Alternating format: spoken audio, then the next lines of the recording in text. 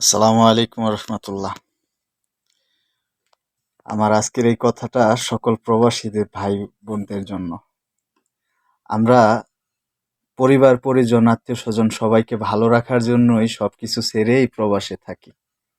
তো আমাদের সকলের উচিত আমরা সবসময় নিজের দেহের যত্ন নেওয়া, খাওয়া দাওয়ার প্রতি যত্ন নেওয়া। আসলে আমরা যদি সুস্থ থাকি, ভালো থাকি, তাহলে আমরা তাদের জন্য কিছু করতে পারবো। আর আমরা যদি অসুস্থ হয়ে পড়ি, এই প্রবাসে কিন্তু দেখার, আমাদের যত্ন সেবা করার জন্য কেউ নেই। ৫ টাকা গাড়ি ভাড়া না দিয়ে অনেক দূর পর্যন্ত হেঁটে যাওয়া, এতে কিন্তু সমস্যা নেই। নতুন জামা না পরে ঈদ করে নেওয়া, এটাতেও কোনো সমস্যা নেই। কিন্তু খাওয়া দাওয়া করতে হবে, নিজের শরীরের যত্ন নিতে হবে। ঠিক আছে? আপনি ভালো, তো আপনার পরিবার ভালো।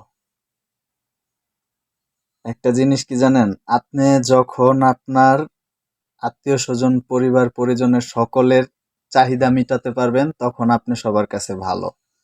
আপনার দেহে শক্তি বল থাকবে, আপনার পাশের মানুষ আপনাকে কিছু বলতে গেলে আপনার সাথে সঙ্গীরা একটু চিন্তা করবে, অথবা আপনি শরীরে শক্তি থাকলেই কিন্তু আপনি কাজগুলো করতে পারবেন। ঠিক আছে?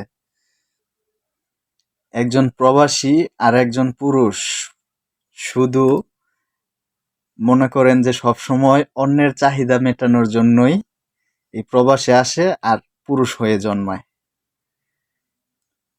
আমি প্রবাসী বলতেছি এই কারণে যে প্রবাসী বোনেরাও আছে, তার কারণে। তারা যদি তাদের পরিবার পরিজনদেরকে সবার চাহিদা মেটাতে পারে, তাহলেই তারা ভালো, নয়তো কারো কাছে ভালো না। আর একজন পুরুষ শুধু যাই কিছু দেখবেন, যদিও একটু পরিপাটি, একটু সুন্দর ভালো পোশাক আশাক দেখেন, সেটাও সে সমাজের সাথে, তার এই সহকর্মীদের সাথে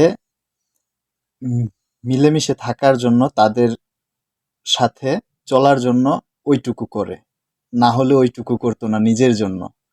একজন পুরুষ শুধু বাঁচে সারা জীবন অন্যের জন্য, এটাই বাস্তব। তাই সবশেষে একটা কথাই বলি প্রবাসী ভাইদের উদ্দেশ্যে, এখানে আপনার কাছের আপনজন যত মানুষই দেখবেন, কিন্তু আপনার অসুস্থতার বেলায় কাউকে পাশে পাবেন না। তাই নিজের শরীরের যত্ন নিন, ভালো থাকবেন। আল্লাহ প্রতিটা প্রবাসীকে সুস্থ রাখুক, ভালোভাবে দেশে পৌঁছার তৌফিক দান করুক। আমিন।